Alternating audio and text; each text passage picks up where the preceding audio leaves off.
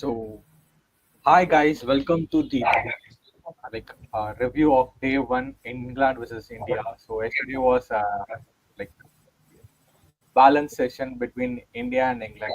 So we have a panel expert with us, like Anand Bhai and Arnesh Bhai, to discuss about like what are the mistakes and what are the uh, what to say good things done by India and England to make sure like each and every punches are given back at a strong time.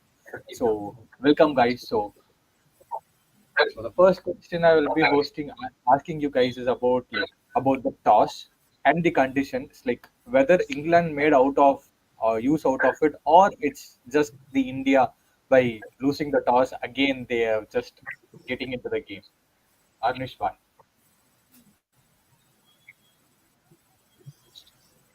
Yeah, coming on to this day one review, it was a mixed day for India because mostly India dominated the game yesterday, but that injury to Rishabh Pant just balanced the game for both the teams because Rishabh Pant is such a huge player in every game that he plays, and right now he's also senior in this current lineup, so he was playing well as well. So that with that injury, it just balanced out.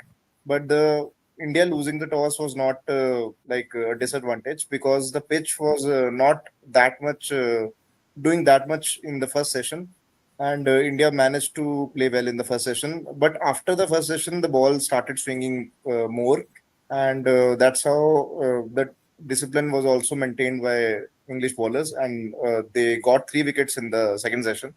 So it was a good session for them, but overall the day belonged to India because they just lost 4 wickets. Despite the that injury to Rishabh Pant, I think India won the day because of the scoring that they did and because of the patience and grit that they showed on this kind of pitch because it was a bouncy pitch. As we all know that Manchester has an extra bounce from other pitches, and yeah, it's England's fortress because has only lost 2 games here from 2000 onwards. So right now the game is balanced, but that injury to Rishabh Pant could haunt India in the 4 days that to come. Okay, so I'm going to Anand Bhai. So like there are some stats which we can see. So the stats nothing but like batting first always like has been won the most number of matches if we take last 12 matches. Okay. Why? Because the fourth day of like on the fifth day the batting will be too difficult. So most probably it won't go for the fourth day or the fifth day in Manchester. So previously. So do you think England missed that trick by making India to bat first and India is in a comfortable position despite injury of what to say, Rishabh Pant, Shardul Thakur is good in his crease, and also Jadeja is playing good. So, what do you feel like England has missed the trick by making India bat first? So, what are your thoughts about it? I don't think it's a disadvantage for England. The era under Baz and Stokes, it's something else. They love the chasing part, irrespective of the pitch, and they are going towards complete batting. They can bat till 10. Even Jofra can hit a big shots, but again they can bat till 10. So I don't think it won't be a problem for them. But again, toss the overcast conditions made them to go for the bowling first. But it was really good batting from SSV and KL. They negotiated really well in the first session, but again, the bad habit of India continued. The wickets fell in a cluster of two or three once post lunch. And then I would just disagree with Arunish Bhai that the day belongs to England just because of Pant. Pant, he as a batter, as a keeper, with that side of things where he just motivates the team being behind the stumps. So that's something we're gonna miss. That's a big impact, which can be once England the batters go. This is a flat track as we have seen. So once the batter starts hitting, then we would be under pressure. So Pant at such kind of things would be very impactful with his tricks, with his going towards the England batsman, just making jokes kind of thing. So that's something we would miss. But again, the 264 for four, then we have Jadeja and this one Shardul batting at the crease, and there's a new ball expected today to start. So there's something very important for India today. The first hour, we are just left with Washington Sundar. So I think it's very crucial that we play the first hour very importantly. Else, we would be, as per me, would be leading lagging in this today, second day two. Okay, so you said Pant. Both of the guys said Pant is missing. So, like when wickets gone, like we saw, like the lights were there. It was kind of a cinematic view. It was a overstick conditions, and the lights were on. Jofra Archer bowling, it just swept shot like to the boundary line. So it Yeah. was the special thing for Pant. That's how Pant plays. He don't give any much respect to any kind of bowlers, whoever it is. Even we saw against Jimmy Anderson, the same thing happened. Reverse swept him like over the keeper's head. So kind of those things we will be missing a lot in the test. So his injury is going to be a big concern here. I want to ask Karnish by one question here about Sai Sudarshan. So he has played in 3 innings, okay, in this series. In all the 3 innings, he has got out for Ben Stokes. Same kind of tactics, same kind of field set. So they are making him to play around the leg stump area. So what do you feel? Have they found any kind of game plan against Sai Sudarshan? And due to Jamie Smith catch drop only, like he could able to score a 50 runs mark, made in 50 in this series. So what do you feel about it? Are they coming up with good plans against top players? Yes, so I would like to point this out that in the first innings of the first test, as you and we all have seen that how Sai Sudarshan got out, because Ben Stokes and the England team has identified a weakness in Sai Sudarshan's batting. As I was also visualizing and viewing his stance and his playing style, like whenever the ball comes in towards his leg stump or middle stump, his head is not in line with the ball. His head falls to the offside, and he's not. That's why he's not being able to flick it properly. So that's what England has picked, and England has been trying that right from that first innings itself. And yesterday also we saw that one catch was dropped. It was a pretty simple one for the keeper that was dropped down the leg side, which is why Sai Sudarshan could score. And Sai Sudarshan is a brilliant offside player, but he has to improve that technique when playing the shot through the leg side, when he's flicking basically. And that's what England has picked, that his head is not in line with the ball, and that's how they are trying to bowl bouncers and different kinds of balls, different lengths of balls towards his leg stump, so that he feels uncomfortable. Yesterday also, while pulling 2 3 shots were not comfortable. One shot I remember that fielder that he got out to the deep fine leg, it just bounced before. So there were 3 shots kind of like that as well before he was being dismissed. So Ben Stokes is a brilliant like statistician as well. Like he just executes the ball with the field and with the stats that he has in his mind, and he's a partnership breaker, as we have always seen that. So in this series, he has bowled maximum number of overs as well. So he's a workhorse as well. So that's how we have seen that Sai Sudarshan needs to correct this technique. It's still early days for Sai Sudarshan. A player like him is gifted, and he plays brilliantly. He has a brilliant wrists as well, as we saw the shots of the spinner through the offside, through the covers. How he just uses his wrists to a good effect. But he needs to improve that kind of play while playing the pacers when the ball is coming towards his middle and leg stump. Okay, I got it. Like this kind of situation, same thing was faced by Virat Kohli as well when he was playing IPL. One of the greatest of the game in system to play pull shot, learn pull shot. Those things will be helping you to give uh play in the overseas conditions like Australia, England, South Africa. Those kinds of things will be here. So Roman Bai has asked a question here. So, your opinion on this pitch, previously known one of the fastest pitches in England, and what about now? Anand Bai, your opinions on this? Once I do agree with this, that pitch previously was known for one of the fastest pitches in England with a good bounce. But post Baz and Stokes era, so all the pitches all over the England has been a flat tracks. So we don't see that much of swing, seam which we used to have earlier before them. But since these guys are just looking at batting, bat the opposition out from the match by just hitting 600, 700. So it's something they have stick to it, and which suits them, but it's not good for the game where your the test match actual what we feel the cricket purists what test match batting is. This it's not helping test match to grow. Of course, there's a bit of entertainment you are getting because of those. The T20 cricket people love, there are a lot of boundaries, sixes they are scoring for fun. But we are missing the essence of test cricket where there's a waiting ball, where they leave the ball, where they play the waiting game, give the respect to the conditions. So this is something we are missing. That's how these people, these two are going ahead. But hopefully, we'll see the old England tracks back as early as possible. Okay, that was nice explanation like yesterday. Eh, Yesterday also we saw the same things happening where the bouncers were couldn't able to tackle like one good ball for Jaiswal. Other than that, they can able to tackle the bouncers well. So ball wasn't coming up that fast when it comes to bowling bounces or things.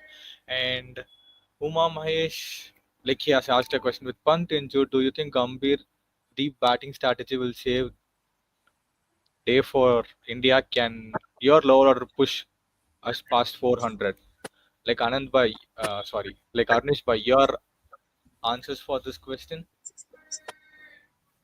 Yes, as we have seen, Gautam Gambhir always tries to push the batting deep, and that's what we have seen in the last two Test matches as well. So I think this strategy can pay off good as well right now because uh, Rishabh Pant is out and he won't bat in this innings, and we won't know what will happen in the second innings.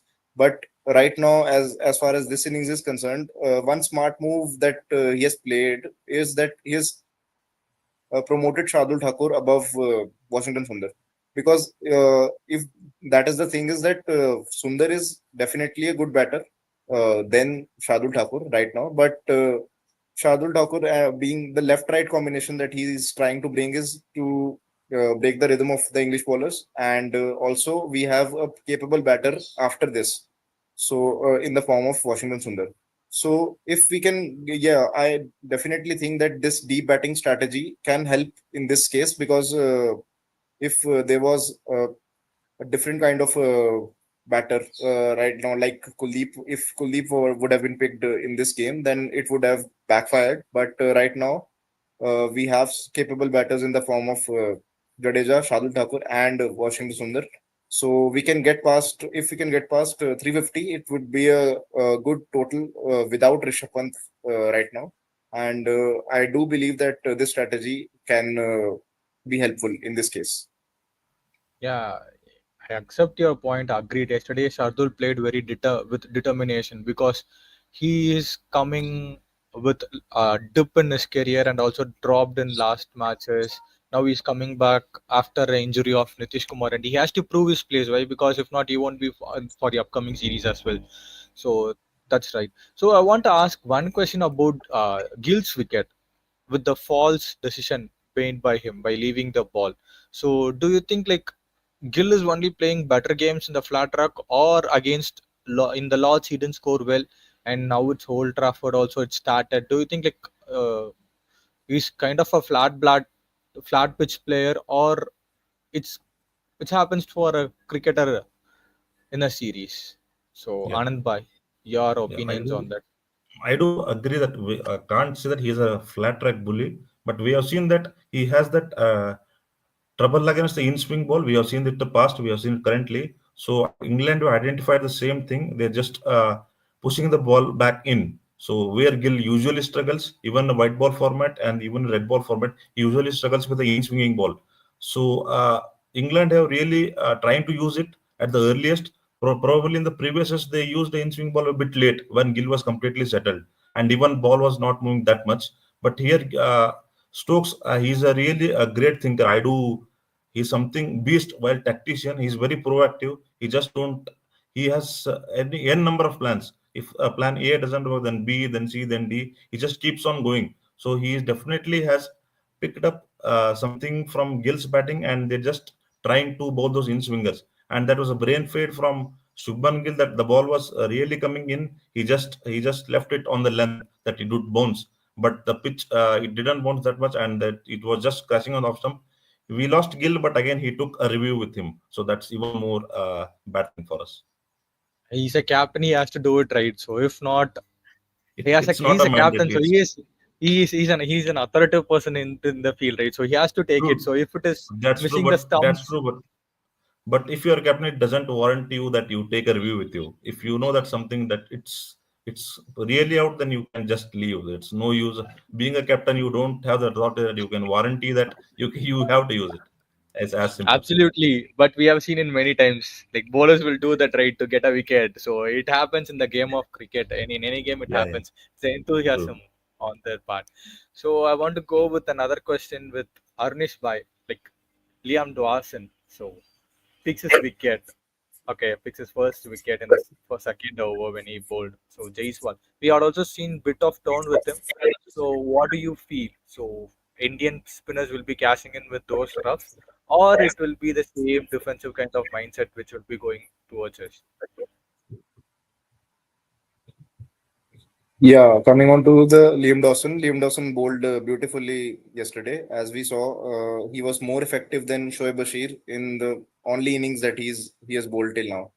So Liam Dawson basically he just floated the ball up there to the good length area, and he consistently hit that area, and that led to the wicket of Yashasvi Jaiswal as well. As the it was visualized that how he bowled the previous deliveries and how he bowled that fuller delivery to Yashasvi Jaiswal before getting him out.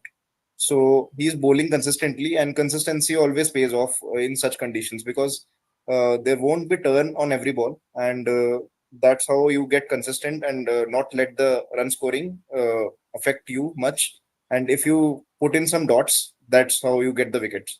So Liam Dawson tried that yesterday, and he got the wicket as well. We also saw that some of his balls bounced lower than usual. There was one or two balls where even Jadeja struggled, and even like Rishabh Pant also struggled.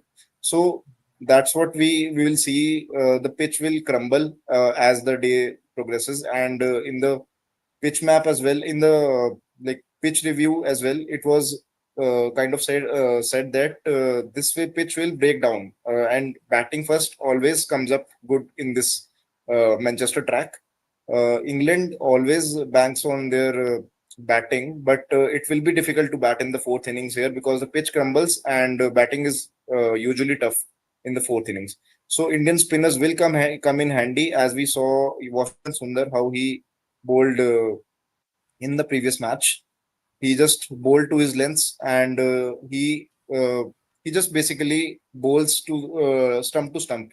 So that's what makes him a bit of a threat because he has a good height as well, and he generates extra bounce. And on this pitch, on this particular track, there is bounce as well.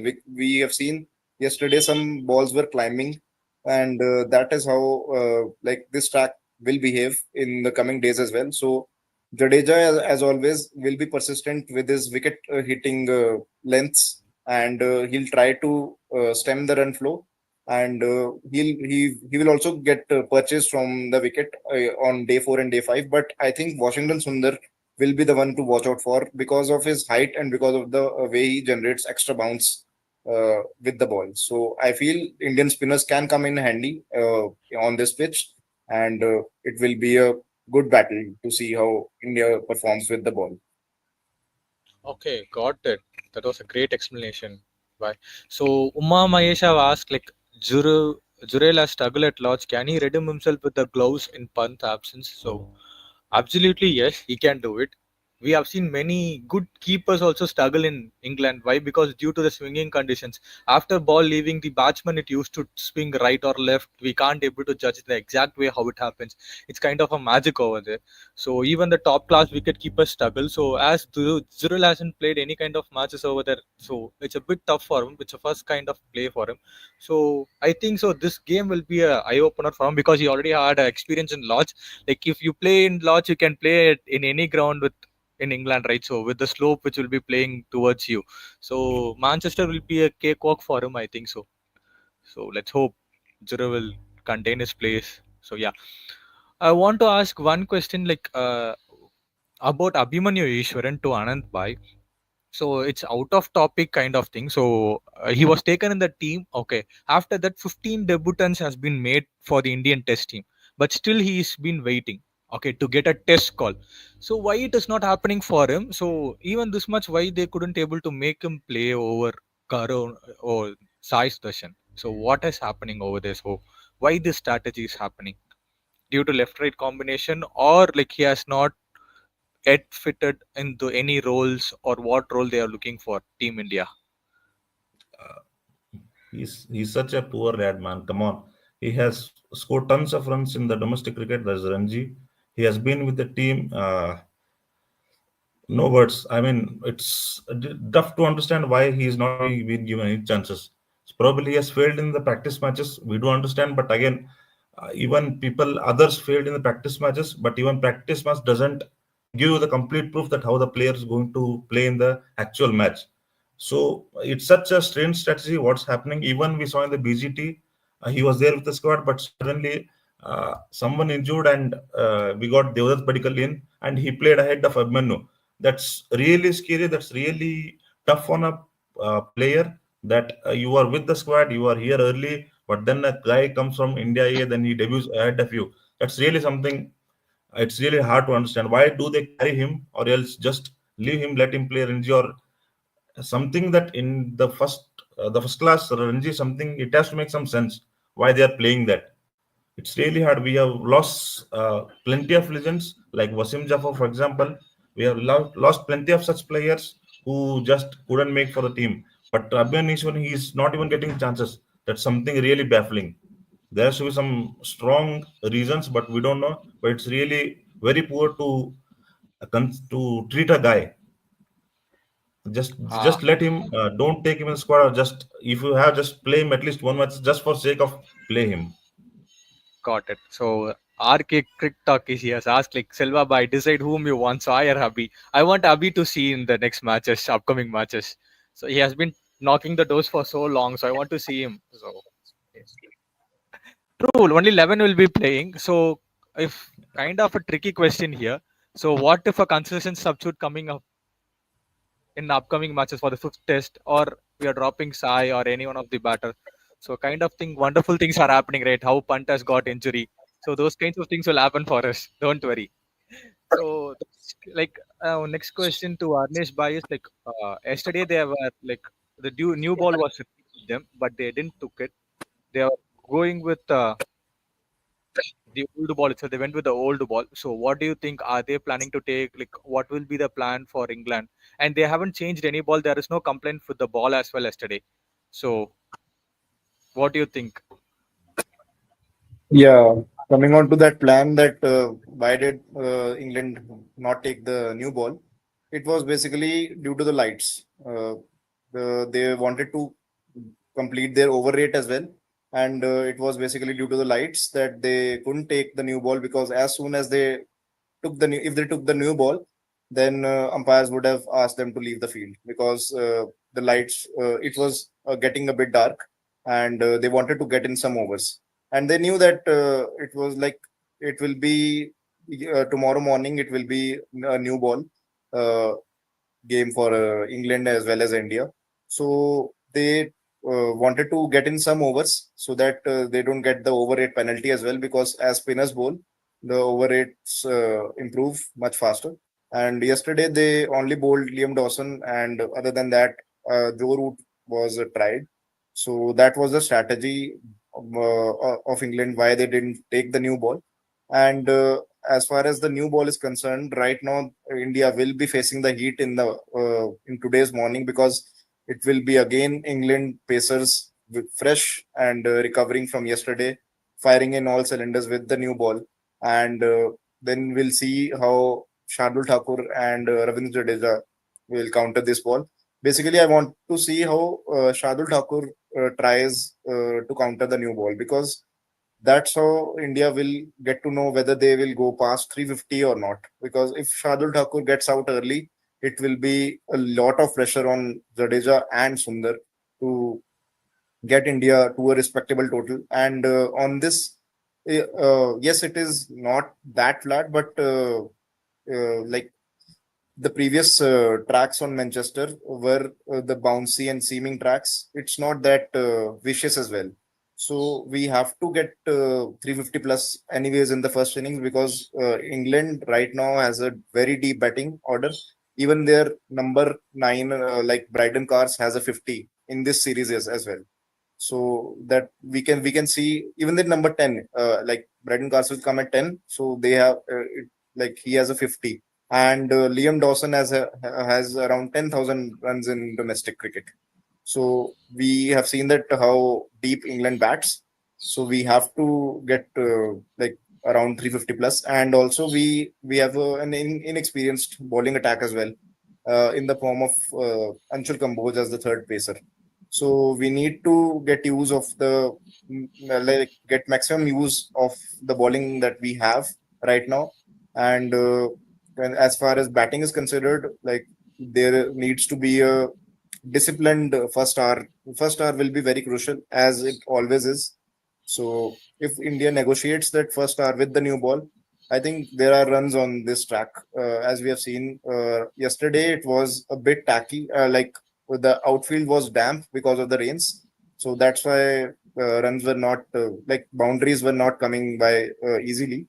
So I think today it will be like more batting friendly, and if India manages to bat around half the day, I think it will be more than 400 that India will be getting, and it will be a good target. Considering the fact that Rishabh Pant is injured, even considering the fact. Okay, so Anand Bhai, so what are your words? Like day two, so what will be the score? So what will England try to do? So first session is important, or the whether the defensive play is important for us, or an attacking play, scoring runs, keep scoreboard So tricking. day Which two one first will? hour is very crucial. The new ball will be coming straight away. If we can negotiate that first hour, then we would be looking somewhere at 350 plus. But if we don't negotiate the first hour, then I'm worried. We won't be reaching even 320. That's my point. That's what I'm looking at. Okay, got it. So the average, like what will be the projected score? As RK Cricket Talk is keep on asking about it. So projected score from both of you experts, Yeah, as I said, if they negotiate new ball, it will be 350 plus. If not, we are not crossing 320, as per me is concerned. 350 plus. Arnish by. Yeah. I'll be not be going with the conditions, but I'll be giving a straight prediction. My prediction for the projected score will be around 350. India will be able to get 350. Okay, 350. But here the average score is going around 379 in the last 12 test matches. So we have to score ahead. Then only can able to make use of the use of our bowlers. So like, and also there are lots of upcoming things like Pant is injured, whether he will be playing or he will be replaced by any keepers. So we have to wait and watch for this, and it's going to be a great second day for India as well as England. So both of them trying to make sure they are who this winning this match. So making 2-2 if India wins. If England wins, it's 3-1. Yeah. Selva bhai and Anish bhai, question for both of you. We have seen Chris Wokes and Braden Cars playing for four consecutive test matches, but here we Indian was Akash Deep. He played for two. He's injured. Harshdeep didn't play and he's injured. So what may be the reason? Cars was injured badly at Lords. We thought he may not play the third test, but he played third and is playing fourth. So is this concern for India with the man management or with the player himself doing most of things, or what exactly does it define? Exactly, like we don't know what is happening inside the management part. So what are the news coming out, we can able to sense it that it's happening based on the injury or thing, like because Akash Deep on the last stage he has side kind of niggle over there. So while he was bowling Akash Deep, so bit of niggles with him. So that might be the cause. Akash Deep and Nitish Kumar Reddy, like there is no such idea. So we have got the press note from BCCI stating that this had happened. So we are accepting it and we have to follow it and move it on, right? So No, I don't I'm think. just asking about the this one, our doctors, the physiotherapists. So, is it something that they are lacking compared to the England team, doctors and all? Because Bradman was injured badly, as we have seen. He did play for three, four. Now we have seen Akashdeep and Nigel. He played for two matches, and the workload is not as much as England team had because we batted for long hours compared to England. England just batted briskly, and we our bowlers scored very less compared to the England bowlers. So that's where I'm really worried that how they are managing the bowlers. The physiotherapists, the doctors, what exactly is happening behind the scene, it's really concerning. If the bowler is breaking down after one or two test matches, that's something they have to learn from the opposite team. That's what I think. And like RK, Yeah, like RK is giving state that intent and grit, so which is absolutely right. And one more thing we have seen Punt as well, right? He also got an injury, but he came out and he played well, right? So the same thing happens over here. So for England, I think so. Like both the teams are quality teams with medical teams, proper physios, proper trained everything. So there might be players' mindset will come into play, or it might be a serious injury, or a careless mistake while practicing. Many things might have caused yeah. I them have a like bad I things, right? basically think that regarding this all scenario that Anand Bhai has mentioned, that the Indian bowlers basically have some workload before the Test series started, because England pacers, be it Chris Wokes, be it Braden Cars, or be it the captain Ben Stokes himself, they prioritize Test cricket way much more, and that's why we have seen that Ben Stokes have skipped IPL as well on many occasions, and even Vokes and Cars are just playing a little bit of games here and there, and not everywhere. But there was an intense like IPL before the Test series as well for all the Indian pacers right now, and even Nitish Kumar Reddy played the whole IPL. So I feel the workload is kind of there to be managed, and we have seen that certain players need to take care of their bodies as well. Akashdeep has had back issues right from the Australia tour that we saw. He had a surgery. He came back to the IPL, played 2 or 3 matches, I feel, and then straight away to the Test series.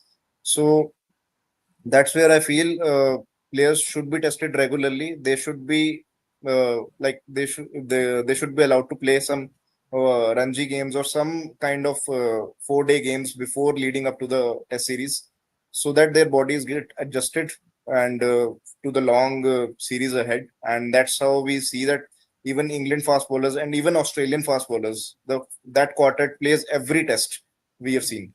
So that's how we see the fitness regimes should be up, and it should get improved for India, because India has like genuinely good paces right now as well, but they need to be fit to be able to play and to play with that rhythm.